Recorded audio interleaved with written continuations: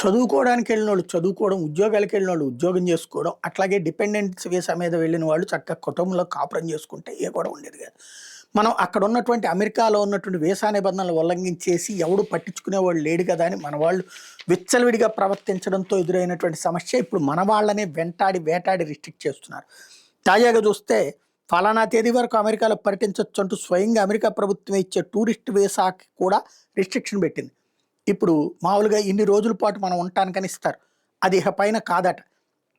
అలా ఇచ్చినా అక్కడికి వెళ్ళాక అక్కడ ఉన్నటువంటి ఒక అధికారి డిసైడ్ చేస్తాడట. అంతర్జాతీయ పర్యాటకులు ముఖ్య గమనిక, అమెరికాలో ఎన్ని రోజుల వరకు పర్యటించవచ్చు అనేది మీకు జారీ చేసిన టూరిస్ట్ వీసా మీద పేర్కొన్న గడువు తేదీ నిర్ణయించబోదు. ఆ గడువుని America customs border protection officer నిర్ణయిస్తారట. అమెరికాలో మనం అడుగుపెట్టగానే మనతో ఆయన ఒక I-94 దరఖాస్తు నింపిస్తారట. అందులో చట్టబద్ధ పర్యటనకి చివరి తేదీ రాసి ఉంటుందట. ఆ తేదీ ఏంటో తెలుసుకోవాలంటే ఒక వెబ్సైట్ పెట్టి అందులో మన టూరిస్ట్ వీసా సంబంధించిన వివరాలు సరిచూసుకోవాలంటే I-94 దరఖాస్తులో అడ్మిట్ అంటిల్ డేట్ అని ఒక తేదీ రాసి ఉంటుంది. అదే మీ చట్టబద్ధ పర్యటనకి ఆఖరి గడువు.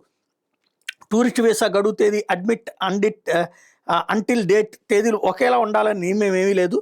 సాధారణంగా టూరిస్ట్ వీసా గడువు కంటే ముందుగానే అడ్మిట్ అంటిల్ డే ముగుస్తుంది అంటూ కొత్త స్టేట్మెంట్ ఇచ్చుకొచ్చింది. ఇంకోవైపున H-1B వీసా కష్టాలు మరింత పెరిగినాయి. అమెరికా వ్యతిరేక పాలస్తీనా అనుకూల వ్యాఖ్యలు, వీడియోలు పోస్టులు చేసే విదేశీయులను తమ గడ్డ మీద అడుగు పెట్టకుండా H-1B, H-4 వీసాలు రాకుండా అడ్డుకునేందుకు ట్రంప్ సర్కార్ ఆయా వీసా దరఖాస్తుదారులు సోషల్ మీడియా ఖాతాలను ముమ్మర పరిశీలన మొదలుపెట్టింది. అన్ని ఖాతాల పరిశీలనకు సుదీర్ఘకాలం పట్టేనున్న నేపథ్యంలో అప్పటిదాకా H-1B వీసాల ఇంటర్వ్యూలకి 2026 అక్టోబర్ దాకా వాయిదా వేస్తున్నట్టు చాలామంది అభ్యర్థులకి సందేశాలు వచ్చినాయి SMS లో. ఇప్పటికే అమెరికాలో ఉద్యోగం సంపాదించి వీసా కోసం ఎదురు చూస్తున్న వేలాది మంది నిపుణులైన భారతీయులకి ఈ నిర్ణయం అశరీపాతమైంది. ఇది ఇప్పుడు దాంతోపాటు మనం కమ్యూనిస్ట్ ఐడియాలజికల్గా ఉన్నటువంటి వాళ్ళు అయితే వాళ్ళు పాలస్తీనాకు అనుకూలం, అదే సందర్భంలో అమెరికాకి వ్యతిరేకం, అలాంటి వాళ్ళందరూ ఆగిపోతారు ఇప్పుడు.